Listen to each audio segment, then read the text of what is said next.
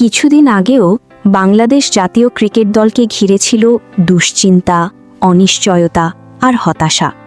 র্যাঙ্কিংয়ে পতন, পারফরমেন্সের ওঠানামা এবং সামনে বিশ্বকাপের চাপ, সব মিলিয়ে পরিস্থিতি ছিল বেশ অস্বস্তিকর। তবে খুব অল্প সময়ের মধ্যেই দৃশ্যপট বদলে গেছে নাটকীয়ভাবে। টানা 3টি সিরিজ জিতে দল ফিরে পেয়েছে আত্মবিশ্বাসের ছন্দ। এই পরিবর্তনের কেন্দ্রে রয়েছেন অধিনায়ক মেহেদী হাসান মিরাজ। তার নেতৃত্বে ঘরের মাঠে ওয়েস্ট ইন্ডিজ ক্রিকেট দল, পাকিস্তান জাতীয় ক্রিকেট দল এবং নিউজিল্যান্ড জাতীয় ক্রিকেট দলকে হারিয়ে নতুন করে আলোচনায় এসেছে বাংলাদেশ।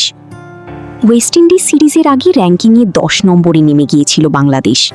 তখন সরাসরি বিশ্বকাপে খেলার স্বপ্নও হয়ে উঠেছিল অনিশ্চিত, কারণ নির্দিষ্ট সময়ের মধ্যে সেরা 8-এ থাকতে না পারলে খেলতে হয় বাছাই পর্ব।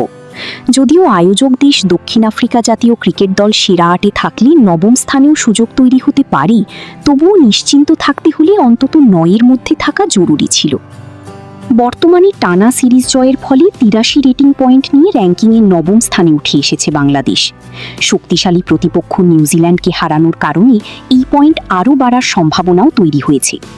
একই সঙ্গে নিচে থাকা ওয়েস্ট ইন্ডিজের 77 রেটিং পয়েন্টের নিয়ে একটি নিরাপদ ব্যবধান তৈরি হয়েছে, যা ধরে রাখার সুযোগও বেশ উজ্জ্বল। অধিনায়ক মিরাজ মনে করেন এখনই সবচেয়ে গুরুত্বপূর্ণ সময়। তার মতে শুধু বিশ্বকাপে জায়গা নিশ্চিত করাই নয়, বরং ধারাবাহিক ভালো ক্রিকেট খেলাটাই হওয়া উচিত মূল লক্ষ্য। কারণ পারফরমেন্স ঠিক থাকলে কোয়ালিফিকেশন নিয়ে চিন্তার প্রয়োজন পড়বে না। এই লক্ষ্য সামনে রেখে দল গোছানোর কাজও শুরু হয়েছে। স্কোয়াডে নতুন খেলোয়াড়দের সুযোগ দিয়ে তৈরি করা হচ্ছে বিকল্প পরিকল্পনা।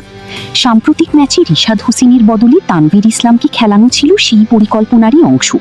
মিরাজ বিশ্বাস করেন বড় টুর্নামেন্টের আগে যত বেশি খেলোয়াড়কে ম্যাচের অভিজ্ঞতা দেওয়া যাবে, দল ততই শক্তিশালী হবে।